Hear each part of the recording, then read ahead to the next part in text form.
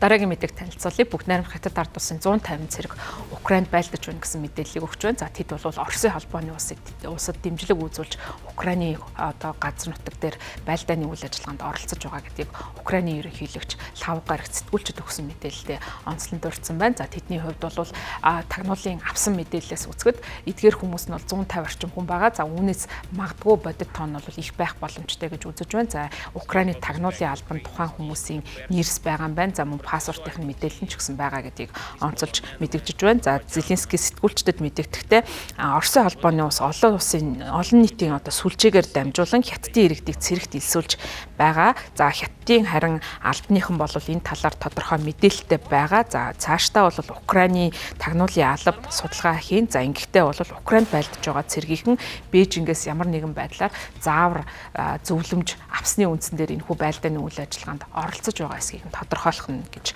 одоо ажиллаж байгаа юм байна. За Зеленскийгийн хувьд мигмар гарагт Оросын армийн хамт тулдаж байгаа хоёр хятад хүнийг бол Украины арми баривчилж олзсон тухай мэдээллийг бол мигмар гарагт өгч байсан. За ингэснээр бол Украин улс анх удаага Украины дайнд оролцож байгаа хятадуудын талаарх мэдээллийг бол олон нийтэд гаргаж тавьсан. За Лав гарагт Зеленский дайны хоёр олзогчдыг бол солилцох хүсэлтэй байгаагаа мэдгдсэн. За тэдний оронд Оросын холбооны улсад онцлогдсон Украины цэргүүдийг сольж авах бодолтой байгаагаа мэдэгдэж байгаа. За харин энэ үйл явдалтай холбогдуулан бүгд найрамд Хятад ард улсын гадаад харилцааны яамны хэвлэлийн төлөөлөгч Ли Жан Лав гарагт хэвлэлийн баг хурал хийсэн. За энэ үеэрээ бол Хятадын иргэд Украинд байлдаж байна гэсэн энэхүү таамаглал нь бол үндэслэгүй юм а гэдгийг бол хэлж няцаастал өгсөн байна. За харин Оросын холбооны улсын зүгээс бол ямар нэгэн энэ асуудалтай холбоотой тайлбарыг хийгээгүй байна.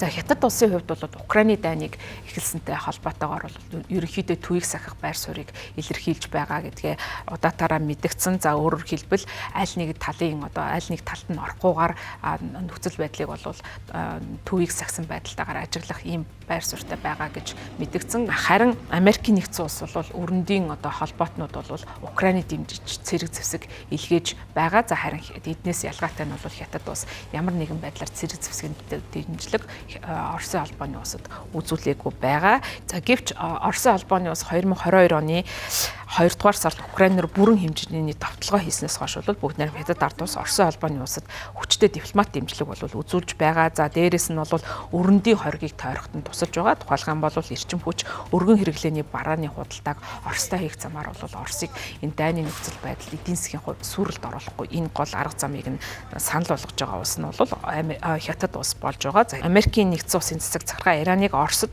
нисгэгчгүй онгоц өгсөн гэж буруутгаж байгаа. За мөн Америкийн нэгдсэн улс болон Өмнөд Солонгосын удирдлага Умард Солонгосыг бол олон мянган цэрэг зэвсгийг бол илгээсэн гэж буруутгаж Оростой одоо цэрэг илгээсэн явдалт нь бол ихээхэн дургуутсалтай хандаж байгаа.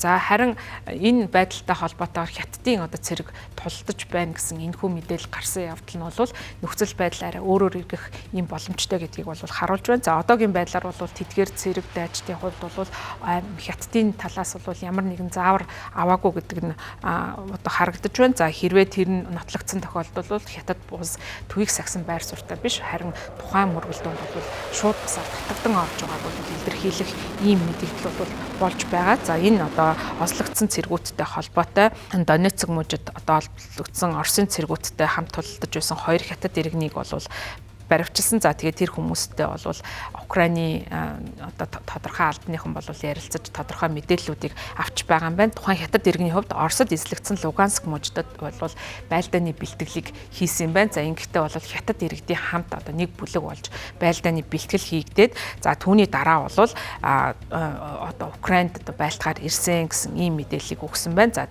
эдгээр одоо иргэний өгсөн мэдээллээс үзэхэд бол энэ одоо дайн тулдаанд оролцож байгаа Хятад иргэдийн зарим нь бол их орондоо хууль эрх зүйн асуудалтай хүмүүс байсан.